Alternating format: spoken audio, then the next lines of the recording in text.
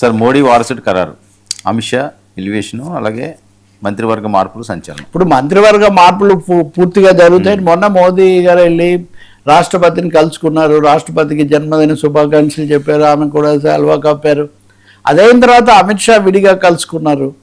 వీళ్ళు మంత్రివర్గ మార్పుల గురించే చర్చిస్తున్నారు, అన్ని ఏర్పాట్లు చేస్తున్నారు. ఏదో రాష్ట్రపతి పాల్గొనాలి, ఏం చెప్పినా రాష్ట్రపతి నియామకం నిర్ణయం ఇక్కడ జరిగినా ఇవన్నీ ఉంటాయి కదా. కానీ ఈ క్రమంలో ఒక ముఖ్యమైన అంశం ఏంటంటే ఇది కేవలం మంత్రివర్గ మార్పులు, ఎవరు ఉంటారు, బండి సంజయ్ ఉంటారా లేదా, ధర్మేంద్ర ప్రధాన్ రాజీనామా చేయాలని లేఖలు నడుస్తున్నాయి కదా. అలాగే శివాజీ సింగ్ చౌహాన్ ఆయన్ను సంస్థాగత వ్యవహారాల కోసం ఒక 4-5 సీనియర్లను తప్పిస్తారు, ఇలాంటి కథనాలన్నీ వస్తున్నాయి. మంత్రివర్గం ఈ స్థాయిలో జరుగుతున్నాయి. కానీ అసలు అంతకంటే తీవ్రంగా మోదీ 3వ టర్మ్ కూడా అయిపోతున్న నేపథ్యంలో నాయకత్వ మార్పు కూడా ఆర్ఎస్ఎస్ బీజేపీలు ఆలోచిస్తూ ఉన్నాయి. 2019లో అమిత్ షా హోంమంత్రి అయిన తర్వాత కేంద్రం యొక్క స్వరూపం ఒకసారిగా మారిపోయింది. ప్రైమ్ మినిస్టర్ అని మనం ఎందుకంటామంటే వర్మ, గతంలో ముఖ్యమంత్రి అనేవాళ్ళు కాదు, ప్రైమ్ మినిస్టర్ అనేవాళ్ళు. రాష్ట్రానికి ప్రకాశం పంతులు ప్రైమ్ మినిస్టర్ అనే రాశారు అప్పటి పత్రికలు చూస్తే. కానీ 2 ఒకటే అని ప్రైమ్ మినిస్టర్, చీఫ్ మినిస్టర్ అని మార్చారు.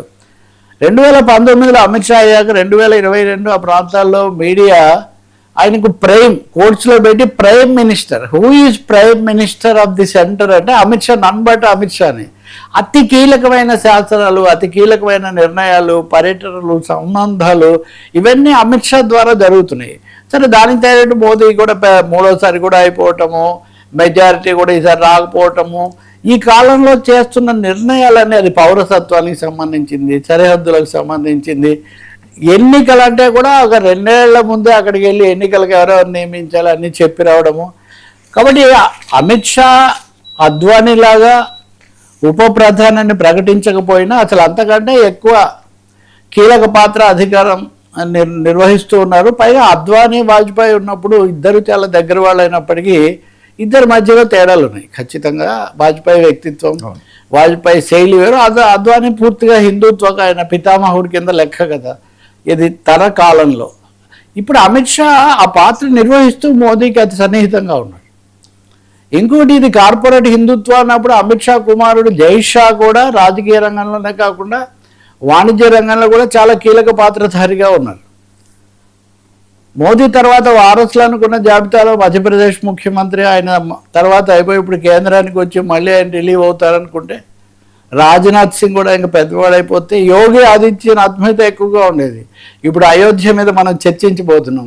అయోధ్య రామాలయమే ఇలాంటి చర్చలు వచ్చిన తర్వాత యోగి ఆదిత్యనాథ్ కూడా అంతకుముందు ఉన్నంత ఫోకస్ ఇప్పుడు అక్కడ లేదు. కాబట్టి అమిత్ షాకు వారసత్వం అన్నది, నాయకత్వం అనేది ఖాయమైపోయింది. ఈసారి మంత్రివర్గ విస్తరణ సమయంలోనే జరుగుతుంది. స్పష్టమైన సంకేతాలు మటుకు ఇవ్వబడతాయి. ఈ నాయకుడు ఎవరు తర్వాత అనేది లేకపోతే ఈ మూమెంటం, ఈ ఊపు కొనసాగించడం కూడా కుదరదు. కార్పొరేట్ ఇండియా, రెండో వైపున కాషాయ బీజేపీ లేకపోతే ఆర్ఎస్ఎస్ కూడా పూర్తి అనుకూలంగానే ఉన్నాయి.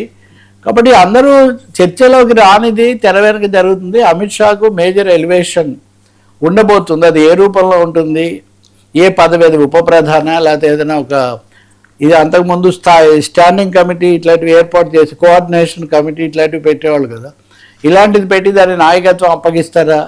మనం ఇటీవల కాలంలో గమనిస్తే మోదీ ప్రధానంగా విదేశాంగ విషయాల్లోనే తిరుగుతూ ఉంటే, జనరల్ సందేశాలుగా పరిమితం అవుతుంటే విధాన నిర్దేశాలు, ఈవెన్ లోక్సభలో కూడా కీలకమైన అంశాలన్నిటికీ అమిత్ షాకి జవాబిస్తున్నారు. కాబట్టి ఈ మంత్రివర్గ పునర్వ్యవస్థీకరణ అన్నది ఒక విధంగా ఒక పరివర్తన కార్యక్రమంగా మారుతుంది అనే ఒక బాని రాజకీయ వర్గాలు, రాజధాని వర్గాలు, బీజేపీ వాళ్ళు ముఖ్యంగా బలంగా చెప్తూ ఉన్నారు. అందుకనే బీజేపీ అధ్యక్షుడిగా నితిన్ నబీన్ అనే ఒక యంగ్ మ్యాన్, ఆయనకేం నేపథ్యం లేదు, అమిత్ షా కూడా లేదు, కానీ ఆయనకు మోదీ ఆశీస్సులు పూర్తిగా ఉన్నాయి. గుజరాత్ హోంశాఖ సహాయ మంత్రిగా ఉన్నప్పటి నుంచి కూడా. కాబట్టి Amit Shah is all set to take over. It's only question of time. అది మోదీ నిర్ణయం మీద, నాగ్పూర్ మీద ఆధారపడి ఉంటుంది అనేది. సరే, అయోధ్య దొంగలు అధికార పార్టీ సేఫ్. అయోధ్య దొంగలు